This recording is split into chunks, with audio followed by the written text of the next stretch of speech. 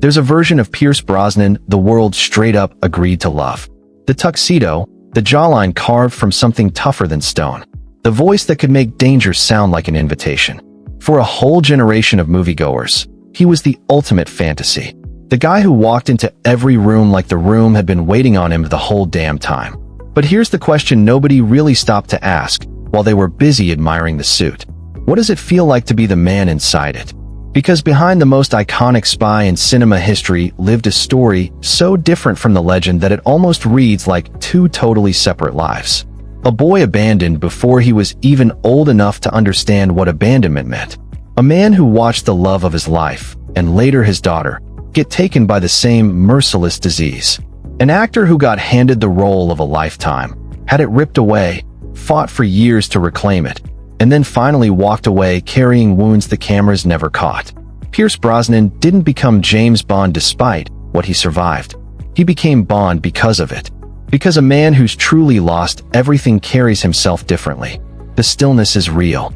The calm is earned. The smile hides something the script never wrote. This isn't the story of a movie star.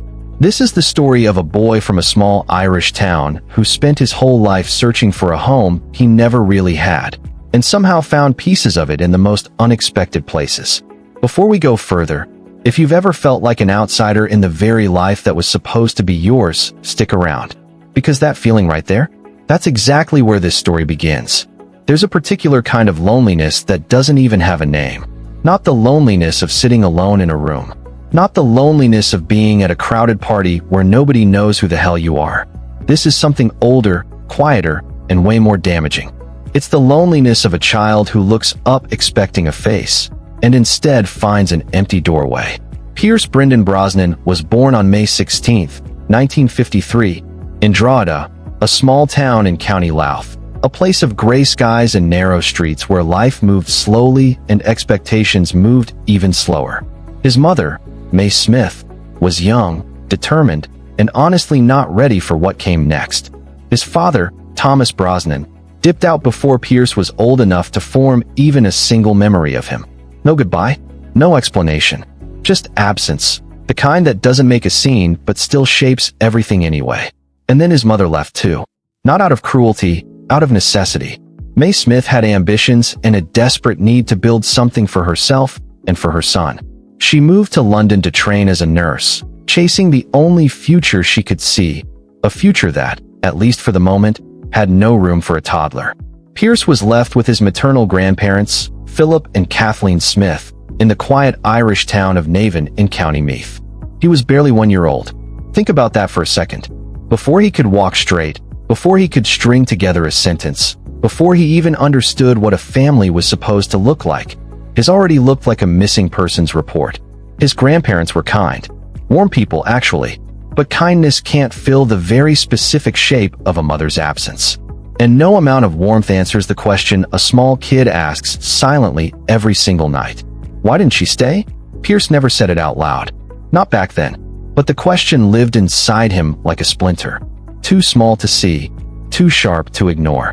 When his grandparents died, the situation shifted again. Pierce moved in with an aunt, then with a family friend. Each move carried the same quiet message. You're someone else's problem now. Now look, he wasn't abused. He wasn't starving. But he was passed around like something that didn't quite belong anywhere. A boy with no real fixed address in the way that actually matters. The kind that has nothing to do with geography. School wasn't some safe haven either. At St. Kieran's College in Navan, Pierce was the kid without a father, without a mother at home. Without that invisible armor that comes from knowing somebody's waiting for you when the bell rings. He stayed quiet, watched everything, learned early that observing was safer than jumping in.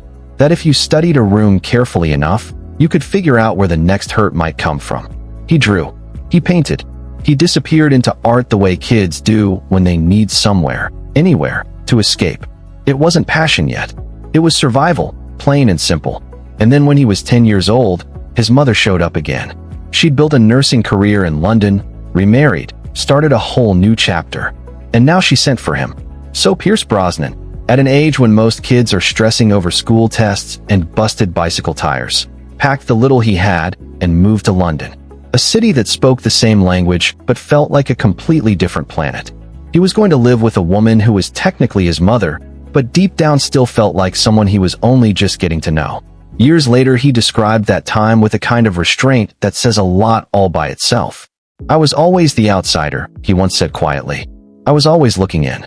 That line hits hard, because the boy who was always looking in eventually became the man the whole world couldn't stop looking at. But that jump, from invisible kid to global icon, would cost him more than anyone watching from the outside could ever imagine. And it started with a stage, a borrowed costume, and a city that frankly didn't care whether he made it or not. London in the late 1960s wasn't waiting around for anybody. It moved fast, talked loud, and had zero interest in a quiet Irish teenager who showed up with secondhand clothes, a foreign-sounding accent, and the emotional armor that comes from spending your whole childhood learning not to expect too much from people. Pierce Brosnan was 16 when he enrolled at the Elliott School in Putney. Academically, he was behind. Socially, he was practically invisible. And he carried the weight of a kid who'd bounced between homes so many times he didn't expect anywhere to feel permanent. But London, for all its cold indifference, had something Naven never did: possibility. And for a kid like Pierce, that possibility showed up in the weirdest way imaginable: a fire-eating act. At 17, he landed a part-time gig with a small traveling circus, learning to breathe fire as a street performer. No glamour, no art, just a teenager standing in the cold doing a trick that could literally kill him, while strangers tossed coins and kept walking. But something wild happened in those moments, something no classroom had ever given him. People looked at him. For a kid who'd spent his whole life feeling invisible, passed between grandparents, aunts, family friends, then dumped into a foreign city where nobody knew his name, that moment of attention hit different. It was the first time the world paused, even for a second, to acknowledge that, yeah, he existed. And he wanted more of that feeling. At 18, he got into the Drama Centre London, one of the toughest acting schools in the country. Getting accepted wasn't guaranteed. The place was brutally selective. Pierce showed up with no formal training, no connections, and honestly no clear reason for the faculty to believe in him, except for one thing: that raw, impossible to measure quality great acting teachers spend their whole lives trying to recognize. And they saw it. The Drama Centre's method wasn't soft. It ran on the belief that actors have to dig into themselves, that the real fuel for performance isn't just technique, but the willingness to reach into your own past, your wounds, your unanswered questions, and drag them into the light where an audience can feel them. For most students, that process was intense. For Pierce Brosnan, it was almost too easy. He had a whole childhood's worth of material. The missing father, the mother who left, the years of being passed around, the silence he wore like a second skin. Suddenly, inside a rehearsal room, all that pain had a purpose. All that hurt had value. And the very things that once made him feel broken were now the tools of his craft. He graduated in 1975 and jumped straight into theater, grinding it out on stage productions that paid almost nothing and demanded absolutely everything. He worked with the York Theatre Royal, took on tough roles, learned the hard way. He wasn't an overnight success, because let's be real, the industry almost never rewards patience with speed. But he kept growing, slowly and steadily, into something real. Then a TV role came along that flipped his whole trajectory. In 1982, he was cast as Remington Steele in the series Remington Steele, a charming, witty fake identity created by a female detective agency to make their business look more legit. And when Pierce stepped into the role, he played it with such smooth charisma that audiences straight up forgot they were watching an actor. He looked like he was born for television. He moved through scenes with a confidence that felt natural, not rehearsed. And the camera found him the way cameras sometimes find certain people, like it had been waiting for him all along. America noticed. And with America's attention came the first real whisper of a name that would follow him for the rest of his life: James Bond. But before that door could swing open, it was about to get slammed shut. Hard. And the reason had nothing to do with talent. It had to do with love. There are people who enter your life and rearrange it. Not gradually, not politely. They just show up and boom. Suddenly the furniture of everything you thought you understood about yourself is in a totally different place. And you realize, with a clarity that's almost damn frightening, that the setup you had before was never really right. Cassandra Harris was that person for Pierce Brosnan. He met her in 1977 at a party in London. She was Australian-born, strikingly beautiful, fiercely intelligent, and already a working actress with a presence that filled whatever room she walked into. She was also, at the time, married to someone else, the businessman Dermot Harris, son of the legendary Irish actor Richard Harris. Pierce saw her across the room and felt something shift. He was 24 years old. She was 29. And the connection between them was the kind that doesn't ask permission and sure as hell doesn't wait for convenient timing. They became friends first, the way people do when circumstances force patience. And then, after her first marriage ended, they became everything else. They married in 1980. Pierce adopted her 2 children from her previous marriage, Charlotte and Christopher, without hesitation and without condition. For a man who had grown up without a father, without a fixed home, without the certainty of being chosen, choosing these children wasn't just generosity. It was a declaration. This is what a family is supposed to look like, and I'm going to build it. For the first time in his adult life, Pierce Brosnan had something he had never truly had before, a home. Not just an address, not just a roof, a real home. The kind measured in laughter over breakfast and the specific comfort of knowing that when you walk through the door, someone is genuinely glad you're there. Cassandra gave him that. She gave him roots when his whole life had been defined by being uprooted. And then she got sick. In 1987, Cassandra was diagnosed with ovarian cancer. Pierce was 34. Their son Sean had just been born. The life they had built together, warm, creative, full of the particular joy of 2 people who genuinely chose each other, was suddenly living in the shadow of something neither of them had the power to negotiate with. What followed was not a story of giving up. Hell no. It was the opposite. Pierce stepped back from everything the industry was starting to offer him. Opportunities, auditions, the growing momentum of a career clearly heading somewhere big, and placed Cassandra at the center of his world. He was present. Ferociously, deliberately, completely present. He drove her to treatments. He sat beside her through the long hours that have no glamour and no damn script. He held the family together with a quiet determination that those who witnessed it never forgot. He would later say, with the measured honesty of a man who had survived something that changed him forever, "You learn very quickly what matters and what doesn't. The rest just falls away." For 4 years they fought. And for 4 years, Cassandra fought harder than anyone who loved her thought was humanly possible. She was, by every account of those who knew her, extraordinary. Not just in the way people become extraordinary when they're ill, but in the full sense. Funny, sharp, unwilling to be defined by what was happening to her body. But on December 28, 1991, Cassandra Harris died. She was 43 years old. Pierce was 38. He had 3 children, a career that had survived on pause, and a grief so total that people who knew him from that period described him as a man who had gone somewhere deep inside himself that was very hard to reach. He kept working because working was the only structure left, and because 3 children needed a father who showed up. Because the alternative to moving forward was a stillness he simply couldn't afford. But those who watched him on set in the years immediately following Cassandra's death noticed something in his performances that hadn't been there before. A weight behind the eyes. A quality of loss that no acting school teaches, because it can't be taught. It can only be lived. And the boy who had built his craft from the wounds of an abandoned childhood now had a new wound, deeper than the first, permanent in a different way. And the cruelest irony was waiting just around the corner. Because the role that would have changed everything, the role that had been dangling right in front of him, the role the entire industry had already started whispering his name alongside, slipped right through his fingers. Not because he wasn't ready, not because he wasn't right, but because the contract that held him had no mercy clause for a man sitting beside his dying wife. There is a particular kind of cruelty that wears the face of coincidence. It doesn't announce itself as punishment.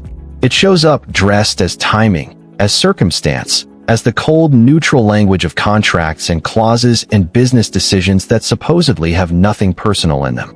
And yet the effect is sharp as a blade. Because losing James Bond wasn't simply professional for Pierce Brosnan. It arrived at the exact moment when he had the least left to lose, and still took something anyway. But let's go back to 1986. Remington Steele had made Pierce Brosnan a recognizable face on American television. The show had run for 4 seasons. And somewhere in the middle of all that charisma and slick comedic timing, the producers at Ian Productions, The company behind the James Bond franchise started paying close attention. Roger Moore had played Bond since 1973. By the mid-80s, it was obvious the character needed to pass to a new generation. The shortlist wasn't long. Pierce Brosnan's name sat right at the top. In 1986, Ian officially offered him the role. Not a screen test, not just a conversation, an actual offer. The role of James Bond, the most iconic fictional character in cinema history, was handed to a 33-year-old Irish actor who had spent his childhood feeling invisible and his early career learning how to make rooms finally pay attention. He said yes. The Living Daylights was announced. Publicity started building. The massive machinery of a Bond film, huge, expensive, global, started moving in the direction of Pierce Brosnan's face. And then NBC exercised a clause.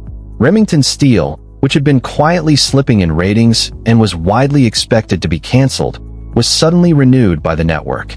Industry insiders have long suggested it happened because of the Bond announcement. Interest in Pierce skyrocketed overnight, and NBC had the contractual right to hold him. Legally, he was stuck. He couldn't walk away. Ian couldn't wait. Timothy Dalton was cast as James Bond.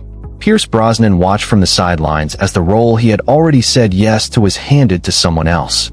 Not because he failed an audition, not because anyone thought he was wrong for it, but because a television network did the math and decided his value was worth more to them than his dream was worth to him.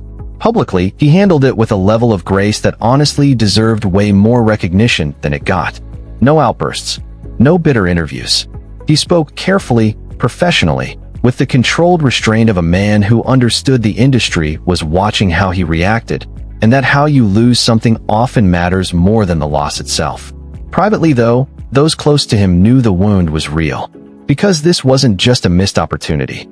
This was the culmination of everything he had worked toward since the drama center, since the fire-eating act on the cold London streets, since the moment a displaced Irish teenager decided that the feeling of being seen was worth dedicating his life to. He had climbed all the way to the door marked James Bond. And the door had been locked from the inside by someone else's contract. And Cassandra was already sick. So Pierce Brosnan entered the late 1980s carrying two impossible things at the same time. The grief of watching his wife fight for her life, and the professional wound of having been this damn close to the role that would have defined his career, only to see it handed to someone else while he stood there contractually frozen, unable to do anything but watch. But he didn't collapse under the weight of either. He kept making films, some good, some forgettable. He stayed present for his family with a devotion that never wavered. He rebuilt his professional reputation one careful role at a time. And he waited, not passively, not with resignation, but with the kind of patience a man learns when childhood teaches him that the things worth having rarely arrive on schedule. By 1994, Timothy Dalton had stepped away from the role. Ian was looking again, and somewhere across the Atlantic, Pierce Brosnan's phone rang. But answering it, and finally wearing the suit, would come with a price the franchise had never asked of any Bond before him. Because this time he would step onto that set having already lost the most important person in his world. And that changes a man in ways no amount of preparation can predict. The call came in 1994.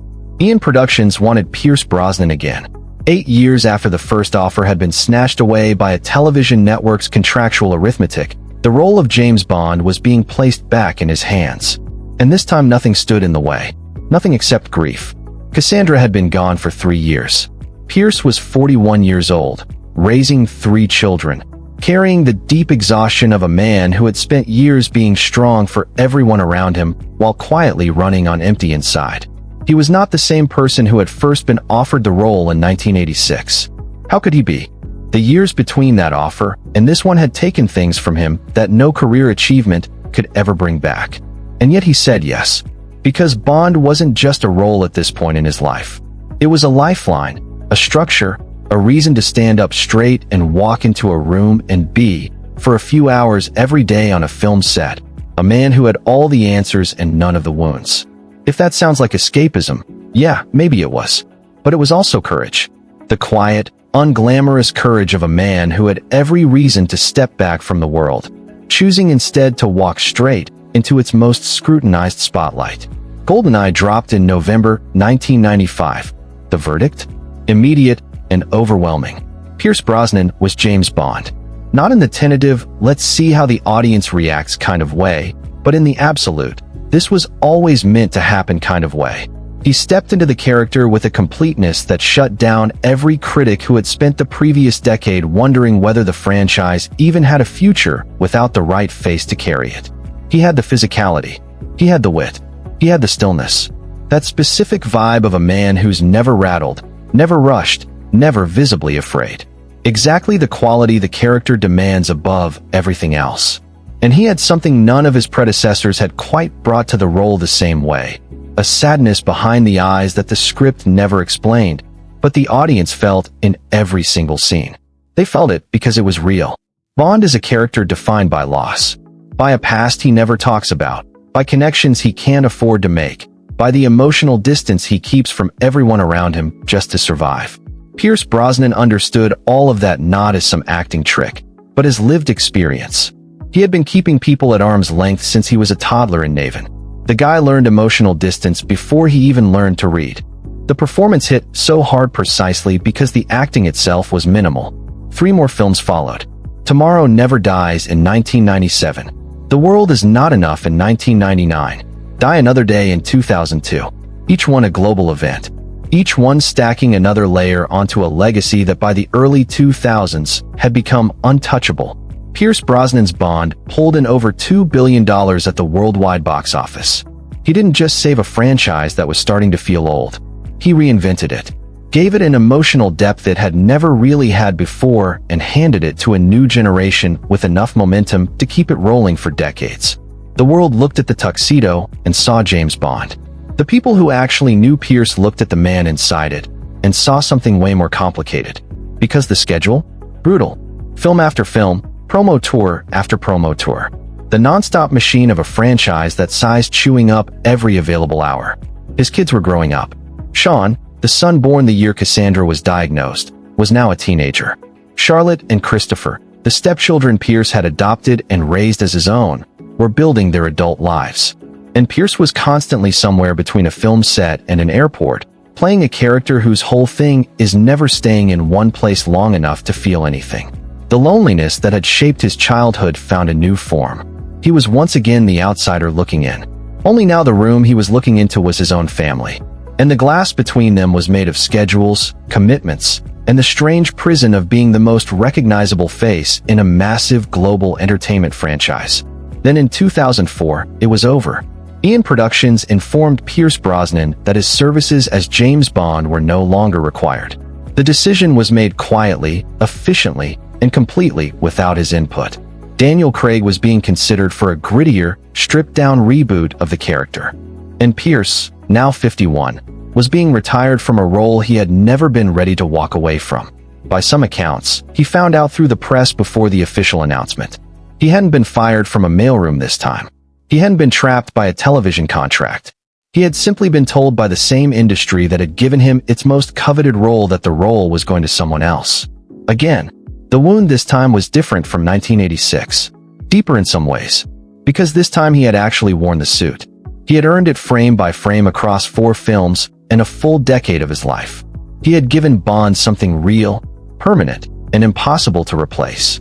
And the ending didn't come with a conversation. It came with a press release. Later he spoke about it with the careful honesty of a man who had made peace with something that still stings a little. I felt I had more to give, he said simply. But it wasn't my decision to make. That sentence, short, measured, carrying everything it doesn't say, tells you more about Pierce Brosnan than any Bond movie ever could.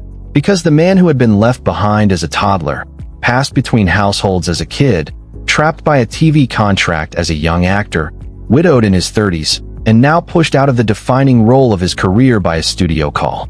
That man had learned through a lifetime of losses he never chose that the only thing you really control is how you carry what can't be changed. And what waited for him on the other side of that loss was something no franchise script could ever have written. Something quieter. Something real. Something that had been growing slowly in the years between takes, press tours, and the non-stop performance of being invincible. There are things the universe does that make coincidence look like a joke. They're too precise to be random, too targeted to be accidental. They arrive with the strange weight of something that was always going to happen. And the helplessness they create is different from any other kind. Because there's no one to confront, no decision to reverse, no argument that can change a damn thing. Pierce Brosnan already knew what ovarian cancer looked like from the inside. He had watched it take Cassandra over 4 long years. He sat beside her through treatments, hospital visits, and the slow, brutal recalibration of what a normal day means when someone you love is fighting for their life. He held her hand. He held the family together. He buried her in 1991. And then he did the only thing a man with 3 children and grief too big to stare at directly could do. He kept going. Charlotte Harris, Cassandra's daughter, Pierce's adopted child, the girl he chose as his own without hesitation when she was still small, grew into a young woman with incredible warmth and talent. She had her mother's presence, the rare ability to fill a room not by being loud, but by genuinely paying attention. The kind of person who makes whoever she's talking to feel like the most important person there. But she had also inherited something else from her mother. In the late 1990s, Charlotte was diagnosed with ovarian cancer. The same disease, the same family, a different generation, and the same brutal verdict. Pierce was still filming Bond movies when Charlotte's illness became serious.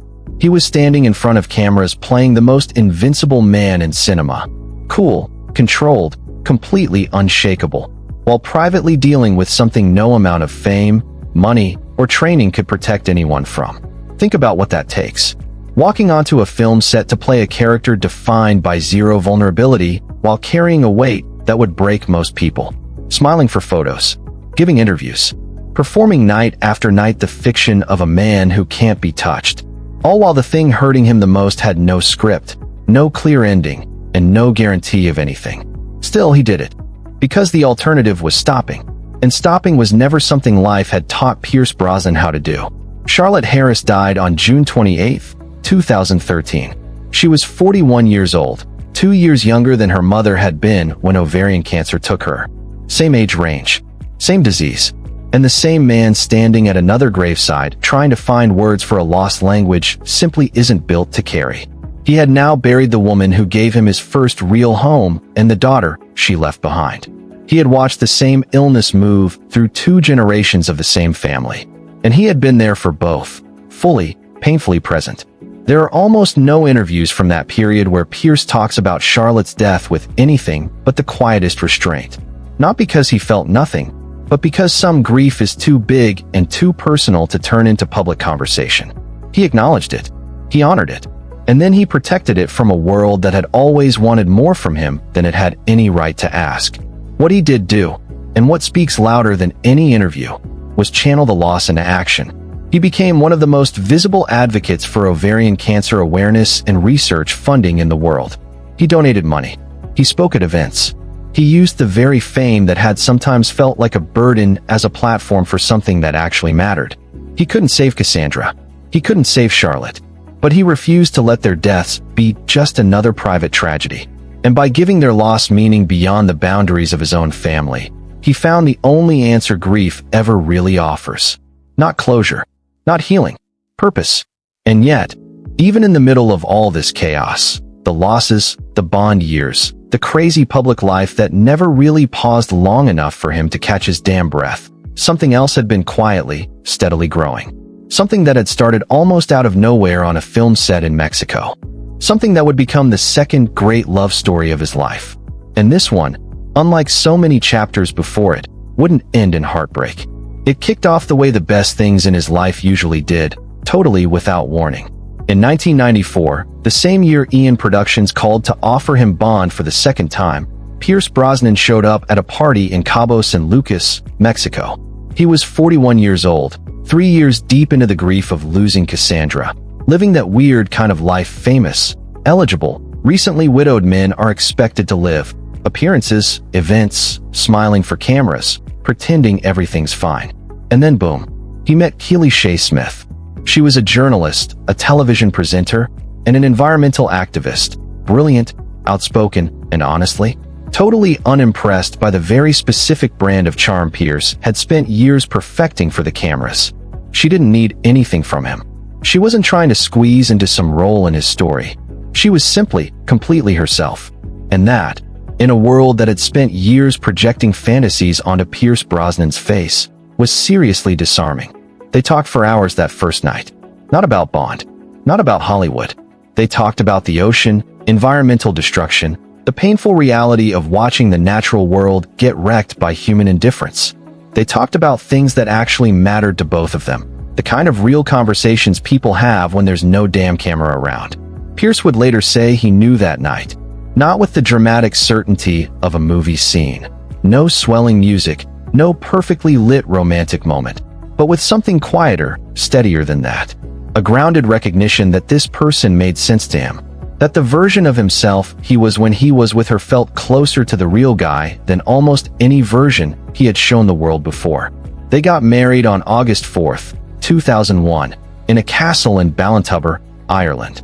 Pierce had come home, back to the country that had shaped him, back to the landscape that formed his earliest sense of beauty, back to the land he'd left as a teenager carrying nothing but displacement, longing, and the stubborn belief that somehow life could get better. They had 2 sons together, Dylan, born in 1997, and Paris, born in 2001. Combined with Sean, Charlotte, and Christopher, Pierce had built the big, complicated, love-filled family that the small boy in Navan had never even dared to imagine for himself. Keeley has been, by every account from people who know them, the architecture of his stability. She's not some background character in his story. She's a co-author of it. She challenged him to be more present, more honest, more willing to exist outside the polished performance of composure that fame demands. She gave him permission to be uncertain, to be tired, to be the version of Pierce Brosnan that doesn't have a neat answer for everything. There's one moment from this period that says more than most interviews ever could. When tabloids started taking cheap shots at Keeley's weight, the kind of nasty cruelty celebrity culture loves to dump on women who dare exist in public bodies that don't fit its ridiculous standards, Pierce didn't respond with some polished PR nonsense. Nah, he shut that crap down. He called her beautiful. He called her his anchor.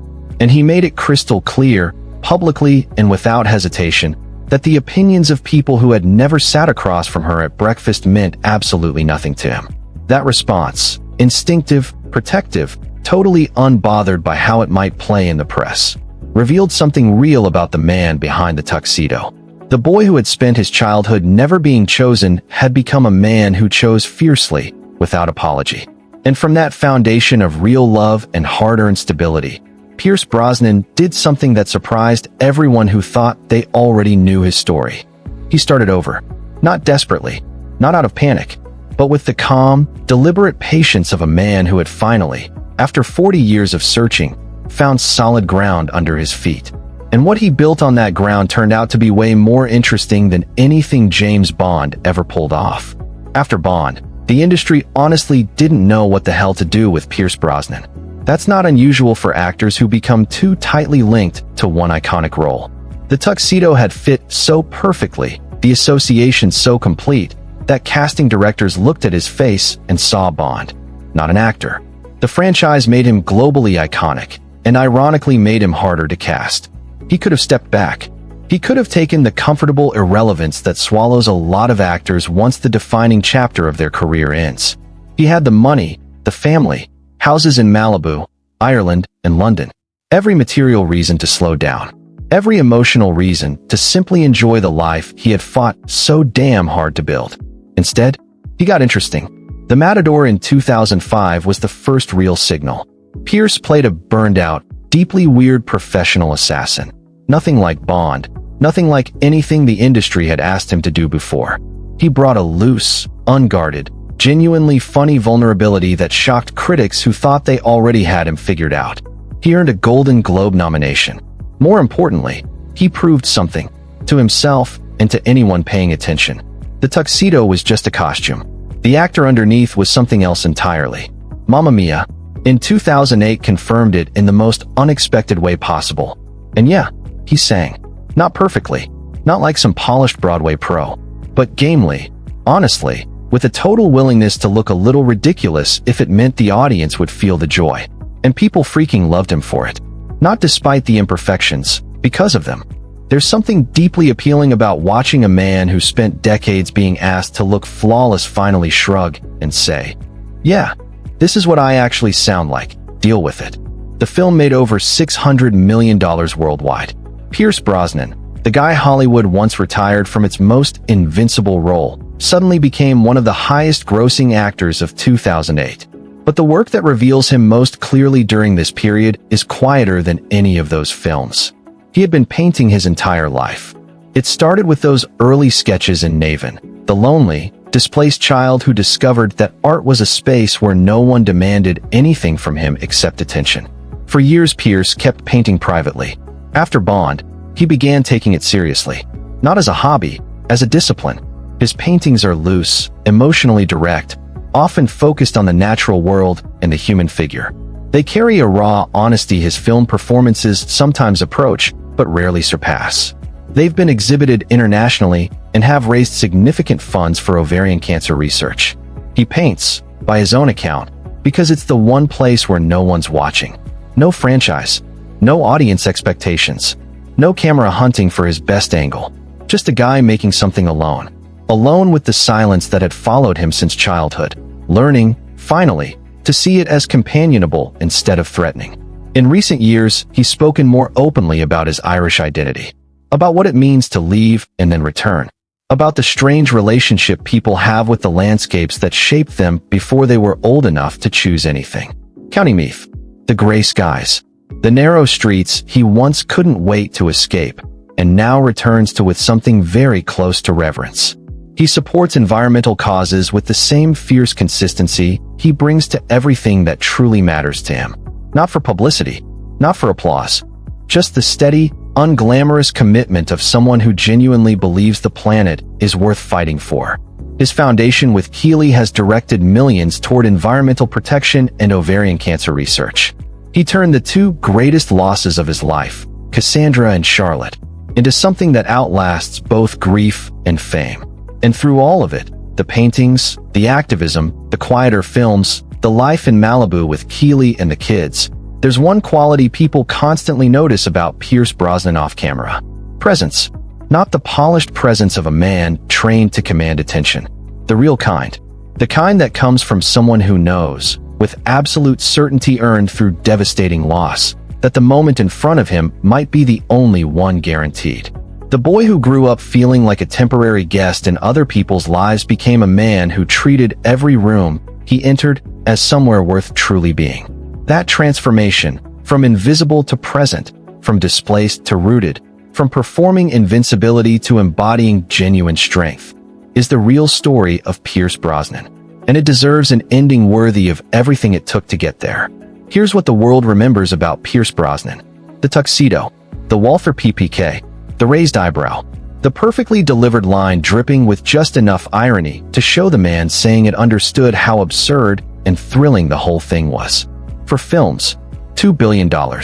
A generation of moviegoers convinced that grace under pressure was just a matter of the right suit and a strong jawline. But here's what the tuxedo never showed. The toddler left behind in Naven while his mother chased a future she could only build without him. The teenager breathing fire on the streets of London because it was the first time anyone had ever really noticed him. The young husband who stepped back from a rising career to sit beside his wife through 4 long years of treatments, fear, and the exhausting reality of loving someone fighting to stay alive. The man who buried Cassandra, who buried Charlotte, who stood beside 2 graves marked by the same disease, and somehow turned both losses into help for people he will never meet.